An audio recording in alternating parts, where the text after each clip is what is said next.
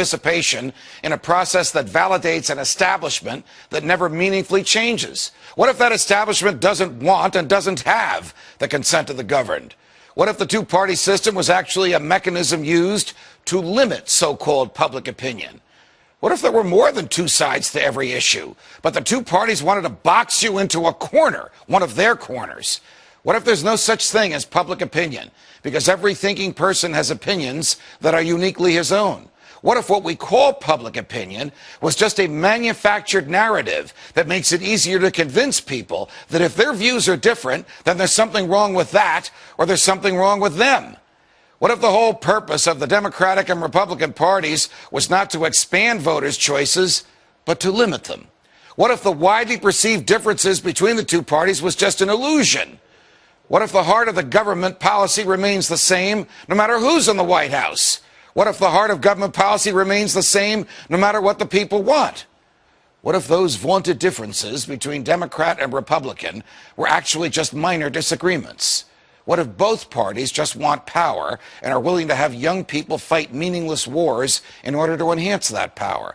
What if both parties continue to fight the war on drugs just to give bureaucrats and cops bigger budgets and more jobs? What if government policies didn't change when government leaders did? What if no matter who won an election, government stayed the same?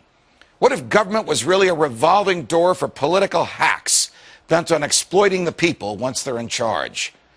What if both parties supported welfare, war, debt, bailouts, and big government? What if the rhetoric that candidates displayed on the campaign trail was dumped after electoral victory? What if Barack Obama campaigned as an anti-war, pro-civil liberties candidate and then waged senseless wars while assaulting your rights that the Constitution is supposed to protect? What if George W. Bush campaigned on a platform of non-intervention and small government and then waged a foreign policy of muscular military intervention and a domestic policy of vast government borrowing and growth? What if Bill Clinton declared that the era of big government was over, but actually just convinced Republicans like Newt Gingrich that they can get what they want out of big government too?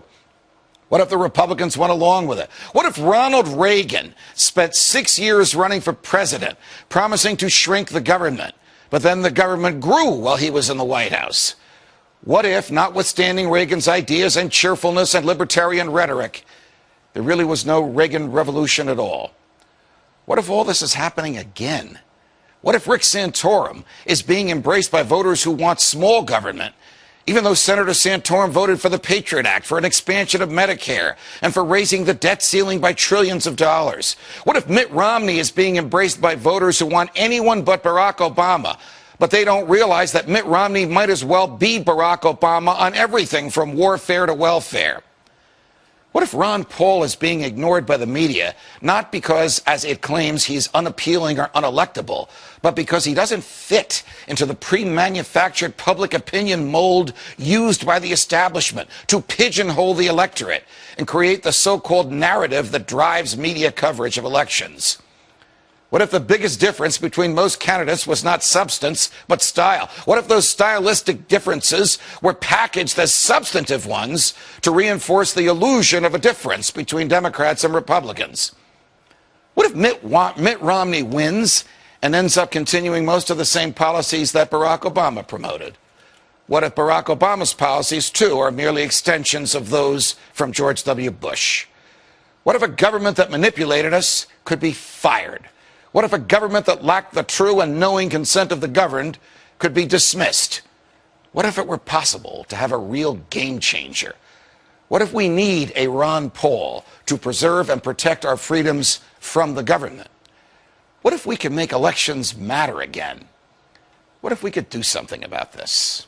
From New York, defending freedom every night of the week.